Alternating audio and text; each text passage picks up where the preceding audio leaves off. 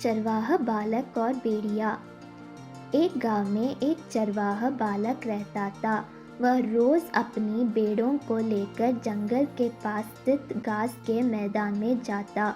वहां वह पेड़ों को चरने के छोड़ देता और खुद एक पेड़ के नीचे बैठकर उन पर निगाह रखता। उसकी यही दिनचर्या थी। दिन भर पेड़ के नीचे बैठे बैठे उसका समय बड़ी मुश्किल से काटता था। उसे बोरियत महसूस होती थी। वह सोचता कि काश मेरे जीवन में भी कुछ मज़ा और रोमांचक आ जाए। एक दिन भेड़ियों को चरता हुए उसे मजाक सूझ आया और ज़ोर ज़ोर से चिल्लाने लगा, भेड़िया आया, भेड़िया आया। वहाँ से कुछ दूरी पर स्थित खेतों में कुछ किसान काम कर रहे थे।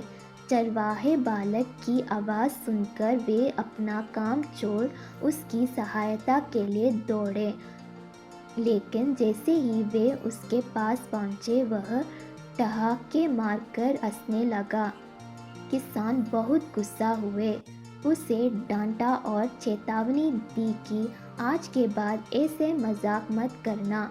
फिर वे अपने अपने खेतों में लौट गए। चरवाहे बालक को गांव के किसानों को भागते हुए अपने पास आता देखने में बड़ा मज़ा आया। उसके उनकी चेतावनी को गंभीरता से नहीं लिया। अगले दिन उसे फिर से मस्कारी सूझी और वह फिर से चिल्लाने लगा, भेड़िया आया, भेड़िया आया।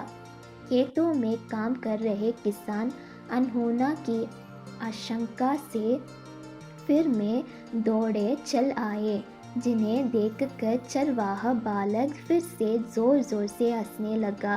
किसानों ने उसे फिर से डांटा और चेतावनी दी, लेकिन उस पर इसका कोई असर नहीं था। उसके बाद जब जब वह किसानों को इसी तरह भेड़िया आया कहकर बुलाता रहा, बालक के साथ कोई अनहोना ना हो जाए, ये सोचकर किसान भी आते रहे। लेकिन वे उसकी इस शरारत से बहुत परेशान होने लगे थे। एक दिन चरवाहा बालक पेड़ के छाया में बैठकर बांसुरी बजा रहा था कि सच में एक भेड़िया वहां आ गया। वह सहायता के लिए चिल्लाने लगा, भेड़िया आया, भेड़िया आया। लेकिन उसकी शरारतों से तंग आ चुके किसानों ने सोचा कि आज भी ये बालक उन्हें परेशान करने का प्रयास कर रहा है, इसलिए वे उसकी सहायता करने नहीं गए। भेड़िया उसकी कुछ भेड़ों को मारकर खा गया।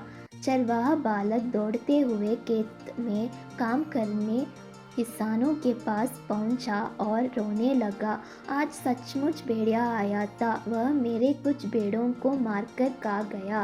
किसान बोले, तुम रोज़ हमारे साथ शरारत करते हो, हमें लगा कि आज भी तुम्हारा हृदय वही है। तुम हमारा भरोसा खो चुके थे, इसलिए हमें से कोई तुम्हारा मदद के लिए नहीं आया।